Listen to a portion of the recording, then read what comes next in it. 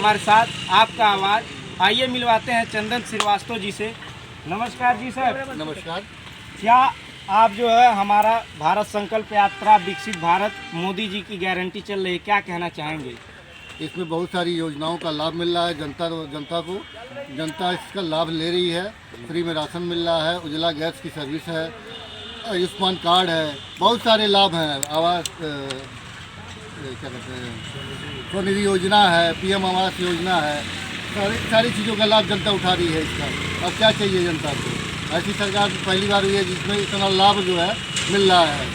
तो इसके पहले भी तो जो सरकार थी काफ़ी तमाम व्यवस्थाएं दे रही थी, उसमें क्या कहना चाहेंगे? उसकी व्यवस्था जो थी उस समय उनका चल रहा था, अपना राजपाट वो अपना चला रहे थे। जी। अब जब राज का अच्छा आया है, अच्छा मिल रहा है।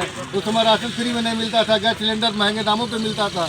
आज वही देख लीजिए, सही है, लाइन नहीं लगाना पड़ता है। नहीं तो गैस के लिए लोग लाइन लगाते थे सपा सरकार में 2-2 बजे 3-3 बजे रात में जाके।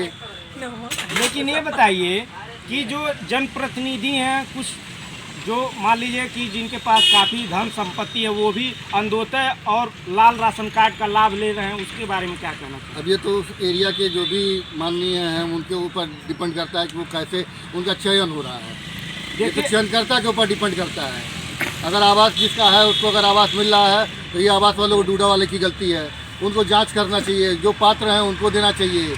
अब इसके लिए किसी एक के ऊपर उंगली नहीं उठाई जा सकती। तो आप जो है अधिकारीगण के बारे में कुछ तो कहना चाहें, क्योंकि ये जो बन रहा है जनप्रतिनिधि द्वारा, अधिकारीगण द्वारा, क्योंकि इसमें एक आदमी का तो हाथ हो नहीं सकता है।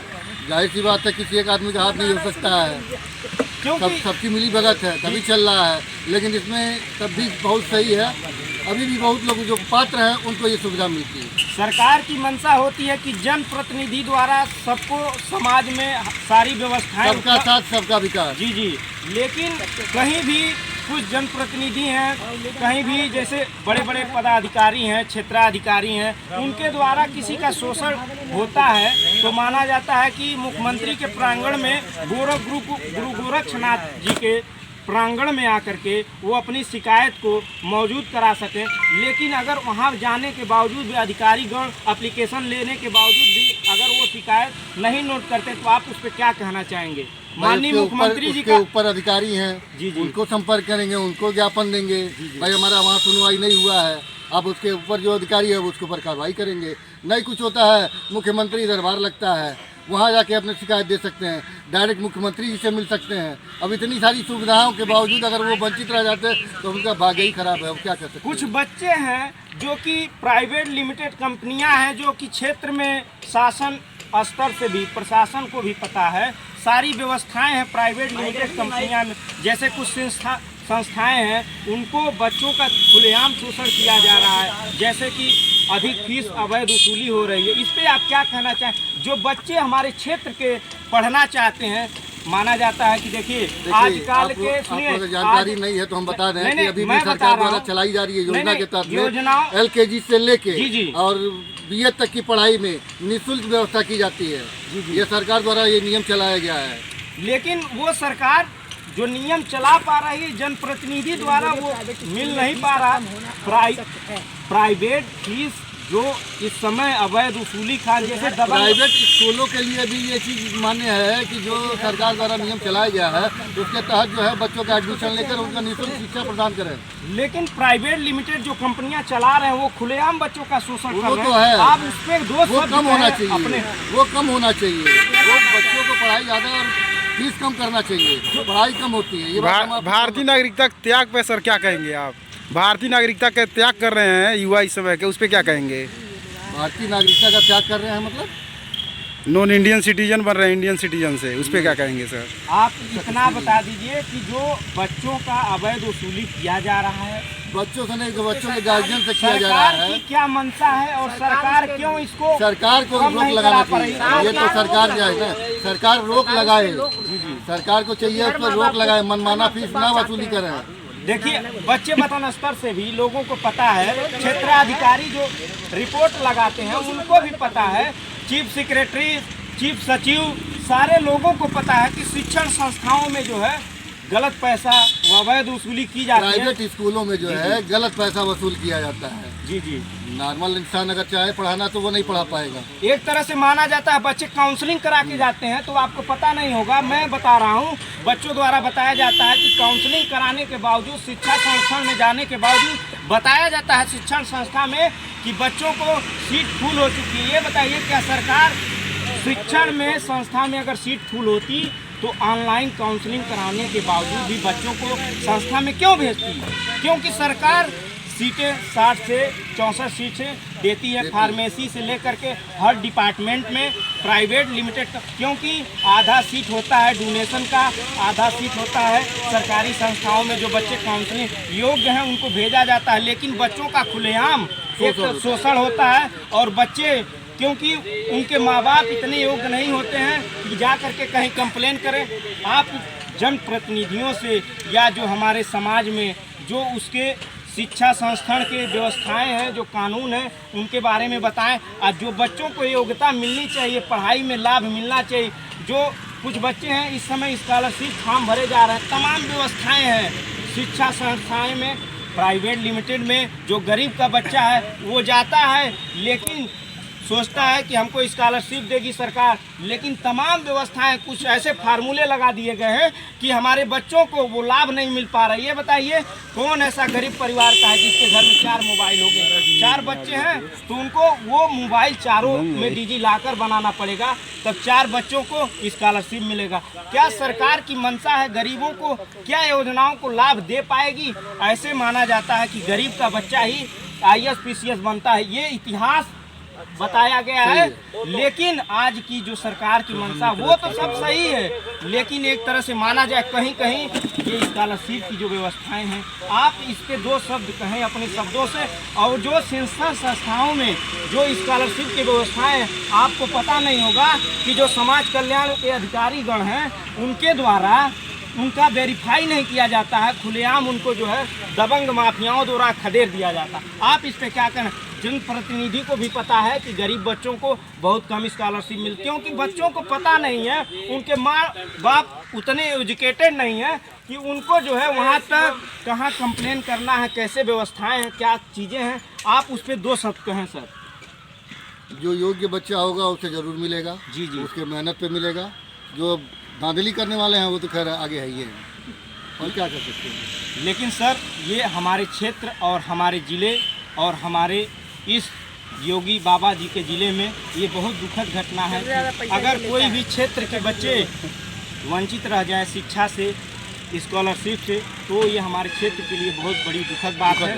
तो आप क्या कहना चाहेंगे अपने शब्दों से सरकार को या शासन स्तर से अधिकारीगण पदाधिकारी जांच करके इसका करना चाहिए, जिसको स्कॉलरशिप मिलना चाहिए या नहीं मिल रहा है, ये सब बड़े अधिकारियों के तहत होना चाहिए, अभी देखिए अंतर्गत होना चाहिए। जी जी, अभी देखिए हम लोग कुछ गांव का राशन कार्ड लिस्ट उठाए हैं, जो कि ग्राम प्रतिनिधि हैं, कोटेदार हैं, कुछ संपत्ति पूर्ण है, उसके बावजूद भी अंत्योदय का कार्ड का लाभ ले रहे हैं। क्या सरकार को भी पता है, अधिकारीगण को भी पता है, लेकिन उसके बावजूद भी जिला अधिकारी को भी पता है, लेकिन उसके बावजूद भी कार्रवाई नहीं हो रही है? तो कहीं ना कहीं त्रुटियां तो हो रही हैं सर। जहां ये सब त्रुटियां हैं वहां की जनता को जागरूक होना चाहिए और उसके खिलाफ में का ज्ञापन देना चाहिए। जी जी, जनता को जागरूक होना चाहिए। सर ज्ञापन गायब हो जा रहा है, इस पे क्या कहेंगे? ज्ञापन गायब हो जा रहा है तो भ्रष्ट क्या कहेंगे उसके लिए? अब उसके लिए क्या कहेंगे? मुख्यमंत्री कार्यालय, राष्ट्रपति कार्यालय, जिला अधिकारी कार्यालय, सब जगह ज्ञापन देने के बावजूद भी ज्ञापन गायब हो जा रहा है। अब उसके लिए क्या किया जाएगा? तो हम कैसे मान ले सरकार सही से काम कर रही है? सरकार तो अपना काम सब सही से कर रही है, लेकिन जो कर्मचारी है वो सही से काम नहीं कर रहे हैं। तो सरकार तो सारी योजना का लाभ दे रही है जनता को। तो सर आपकी बातें RTI का जवाब नहीं दिया जा रहा सूचना मांगने पे। अब ये तो वही लोग बताएंगे, उस डिपार्टमेंट के लोग बताएंगे। क्यों? आप नगर पंचायत से पूछिए, जो पूछना हम बता दें। तो अच्छा ये बताइए सर कि पिपराइच विधानसभा में कितना विकास हुआ? बहुत विकास हुआ है, सारी रोडें चौड़ी हो गई हैं, जो कच्ची रोडें थी पक्की हो गई हैं, लाइट की व्यवस्था सुदृढ़ हुई है। जी जी, क्या प्रधानमंत्री द्वारा जितनी भी योजना का है उसको ज़्यादा से ज़्यादा लाभ दिया जाता है। हमारे कार्यालय से खुद उसको वेरीफाई किया जाता है। गरीब जनता को पहले सुना जाता है, देखा जाता है, जो पात्र होता है उसको दिया जाता है, खुद स्वयं मैं ले जाके जमा करता हूँ। सर पिपराइच थाने में फर्जी मुकदमा ज़्यादा किया जा रहा है, हम नहीं जानते हैं। अब इसे सर कुछ कहेंगे? क्या सर नगर पंचायत में जो अधिकारी पदाधिकारी गण बैठते हैं उनको गरीबों के प्रति क्या व्यवहार रहता है और जनप्रतिनिधियों के प्रति क्या व्यवहार रहता है? हमारे वहाँ जो फरियादी आता है जी सबसे पहले उसका फरियाद सुना जाता है, निवारण करने लायक रहता है तत्काल निवारण किया जाता है, नहीं होने लायक रहता है तो उसको बाद में किया जाता है, लेकिन उसको निवारण किया जाता है। ये नहीं है कि उसको फंसा के रखा जाता है कि भैया तुम आ जाओ कल आओ, ये नहीं होता है। हमारे वहाँ जो भी आएगा उसका सुना जाता है, करने लायक रहता है तुरंत निवारण कर दिया जाता है। क्या सर आपके क्षेत्र में जो योग्य हैं मकान जिनको मिलना चाहिए उनको क्या मिल पा रहा है? एकदम मिल रहा है। हमारे वहाँ बहुत ऐसे लाभार्थी हैं जिनके पास कुछ भी नहीं था, झोपड़ी तक नहीं था, उनको पक्का मकान मिला है। रोजगार पर सर क्या कहेंगे? आवास के लिए जो था एक जो कौन सा था आसरा अपार्टमेंट, जिनके पास नहीं था उनको भी यहाँ हम लोग ने मकान दिया है, उनको रूम दिया है। रोजगार और महंगाई पर सर क्या कहेंगे? रोजगार सर काबिलियत है तो रोजगार है, नहीं काबिलियत है तो कोई रोजगार नहीं है। तो एक तरह से महंगाई का काफ़ी मुद्दा देखिए महंगाई है उसी हिसाब से कमाई भी है।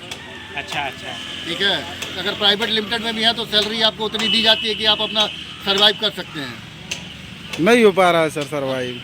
अपनी इच्छाओं को दबाएंगे तो सारी सब कुछ हो जाएगा। आज के डेट में दाल चावल सब्जी रहने के लिए घर और क्या चाहिए। चलिए आपसे मिल अगर आप इच्छाओं को बढ़ाएंगे, बड़े बड़े रेस्टोरेंट में जाके खाना खाएंगे डेली का, तो कहाँ से हो पाएगा। आप सीमित रहिए, आप सब मैनेज हो जाएगा। नहीं असीमित रहेंगे तो कुछ भी नहीं कर पाएंगे, कितनों कमाएंगे, आप खर्च करते रह जाएंगे। सर हम पिपराइच विधानसभा में उपस्थित हैं, यहाँ किस चीज़ का आयोजन किया गया था जिसके माध्यम से आप हमें मिले?